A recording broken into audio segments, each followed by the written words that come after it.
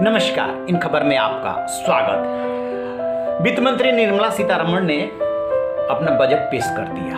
किसान आंदोलन कर रहे हैं, काफी आक्रोशित हैं। उनकी दो ही मांग है, एक एमएसपी गारंटी कानून और दूसरा जो है वो है 3 कृषि कानूनों को रद्द करना। जो दो अन्य मांगे हैं, बिजली दर सस्ती रखने का और स्टेबल बर्निंग को लेकर के, वो सरकार पहले ही मान चुकी है। यदि इन दो मांगों के मद्देनजर बजट का विश्लेषण करें कि क्या मिला किसानों को, तो इसमें आप पाएंगे कि जो भी उन्होंने वायदा किया है, सिवाय वायदे के और दायरा बढ़ने के और कुछ खास नहीं है। वायदा क्या है कि स्वामीनाथन आयोग की जो रिपोर्ट है उसको हम मानेंगे और 2022 तक किसानों की आय दोगुनी करने के लिए कदम उठाएंगे। ये एक तो महत्वपूर्ण है।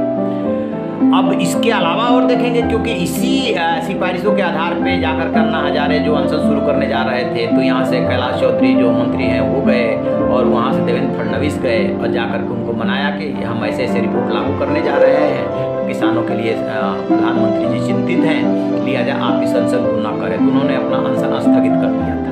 लेकिन यदि आप बजट में देखें कि ऐसा क्या हुआ है जिसको लेकर के किसानों खुश हों, तो ऐसा कुछ दिख नहीं रहा। हाँ, निर्मला सीतारमण ने एक बात जरूर गिनाई है कि हमने किस किस साल में कितनी खरीद की है, क्योंकि जो दो मांगे हैं उसमें से एक मांग जो एमएसपी है, एमएसपी गारंटी कानून लाने की, यानी कि मिनिमम सपोर्ट प्राइस पे जो सरकार है वो किसानों की खरीद, फसल की खरीद करेगी, ये सबसे महत्वपूर्ण मांग है। 3 कृषि कानूनों को रद्द करने की मांग तो है ही, लेकिन सबसे महत्वपूर्ण एमएसपी गारंटी कानून है। उसके मद्देनजर यदि इसका विश्लेषण करेंगे तो पाएंगे कि ये कह रहे हैं कि 2013-14 में गेहूं पे सरकार ने जो है 33,000 करोड़ रुपए खर्च किए थे, यानी खरीद में, और 2019 में ये बढ़ के 63,000 करोड़ हो गया और अब इसे 75,000 करोड़ रुपए हो जाने की उम्मीद है।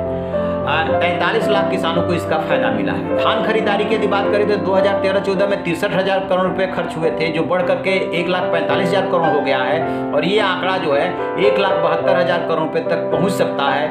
पहले जो है 1.2 करोड़ किसानों को इसका लाभ मिल रहा था, इस बार 1.5 करोड़ किसानों को लाभ फायदा हुआ। दाल की खरीदारी में 236 करोड़ रुपए 2014 में खर्च हुए और इस साल 10,500 करोड़ रुपए की खरीदारी करेंगे, 40 गुना इजाफा हुआ है।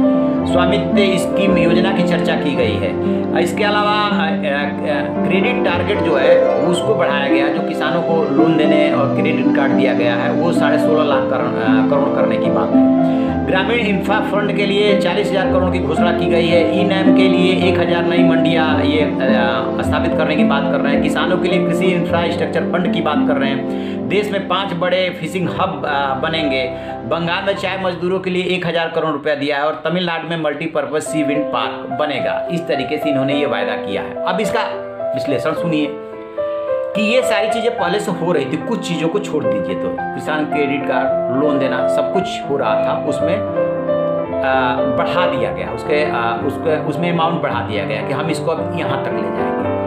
ठीक इसी तरीके से जो खरीदारी की बात है, धान की, गेहूं की, दाल की, तो उसमें आप पाएंगे कि ये कह रहे हैं कि 2013-14 यानी कि 2014 में मोदी सरकार आई थी, उसके बाद से लगातार एमएसपी पे हमारी खरीद बढ़ी है और ज्यादा किसानों को की संख्या बढ़ा, यानी कि उसके दायरे में ज्यादातर किसानों को लाने की कोशिश हुई है।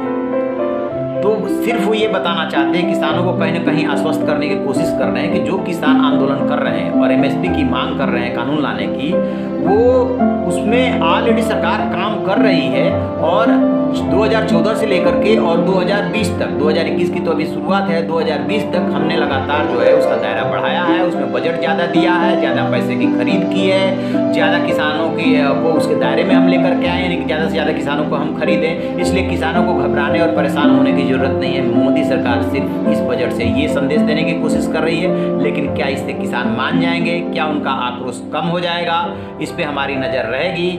आप रहिए न बेखबर, देखते रहिए इन खबर।